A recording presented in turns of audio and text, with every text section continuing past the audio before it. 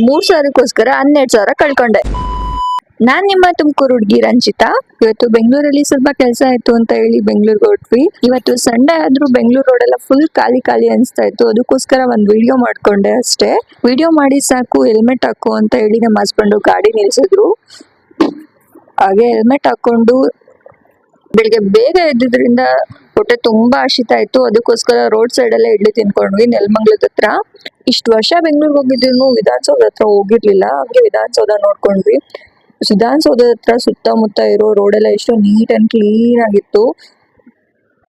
Next ನಾವು ಹೋಗಿದ್ದೆ ಚಿಕ್ಕಪೇಟೆಗೆ. ಚಿಕ್ಕಪೇಟೆಯಲ್ಲಿ ಏನಾದ್ರು ತಗೊಳ್ಳೋಣ ಅಂದ್ರೆ ಮುಂದೆ ನೋಡಿದ್ರೆ ಕಾಲ್ ಇಡಕ್ಕೆ ಜಾಗ ಇರಲಿಲ್ಲ, ಅಷ್ಟು ಜನ ಇದ್ರು. ಅದಕ್ಕೋಸ್ಕರ ಏನು ತಗೊಳ್ಳಿಲ್ಲ. ಬೆಂಗಳೂರಿಗೆ ಹೋಗಿರೋ ಮೈನ್ ಇಂಟೆನ್ಷನ್ ವೈಭವ್ ಸ್ಟೋರ್ ಹೋಗ್ಬೇಕಿತ್ತು. ಯಾಕಂದ್ರೆ ಕರ್ಲರ್ ಮತ್ತೆ ಸ್ಟ್ರೈಟ್ನರ್ ಮಷಿನ್ ತಗೊಳ್ಬೇಕಿತ್ತು. ನಾನು ಮಾಡಿರೋ ಒಂದು ಚಿಕ್ಕ ಮಿಸ್ಟೇಕ್ ಮತ್ತೆ ಕೇರ್ಲೆಸ್ಗೆ ನಾನು ಕರ್ಲರ್ ಮತ್ತೆ ಸ್ಟ್ರೈಟಿಂಗ್ ಮಷಿನ್ ಕಳ್ಕೊಂಡೆ. ಬಟ್ ಇದು 12,000. ಅವ್ರು ಕೊಟ್ಟಿರೋ ಅಮೌಂಟ್ ಕೂಡ ವಾಪಸ್ ಬಂದಿಲ್ಲ ನನಗೆ. ನನ್ನ ಬಾಕ್ಸ್ ಕೂಡ ಎಸ್ತಿಲ್ಲ. ನಾನು ಅಷ್ಟು ಕೇರ್ಫುಲ್ ಆಗಿ ಇಟ್ಕೊಂಡಿದ್ದೆ. ನಾನು ತಗೊಂಡಿದ್ದು ಫಾಕ್ಸ್ ಕಂಪ್ನಿಲಿ ಸ್ಟ್ರೈಟ್ನರ್ ಮತ್ತೆ ಕರ್ಲರು.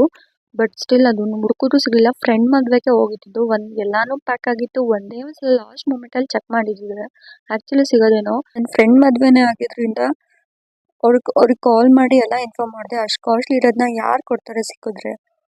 ಜೊತೆಲಿ ಕರ್ಕೊಂಡು ಹೋಗಿರೋರು ಮೋಸ್ಟ್ಲಿ ಪ್ಯಾಕ್ ಮಾಡಿರ್ತಾರೆ ಅಂತ ಅನ್ಕೊಂಡೆ. ಆದ್ರೆ ಯಾರು ಪ್ಯಾಕ್ ಮಾಡಿರ್ಲಿಲ್ಲ. ನಮ್ಮ ವಸ್ತುಗೆ ನಾವೇ ಜವಾಬ್ದಾರಿ. ಬೇರೆಯವ್ರನ್ನ ನಂಬ್ಕೊಂಡು ನಮ್ಮ ವಸ್ತುನ ಒಂದೇ ಒಂಚೂರು ನೆಗ್ಲೆಕ್ಟ್ ಮಾಡಿದ್ರೆ ಈ ತರ ಎಲ್ಲ ಆಗುತ್ತೆ.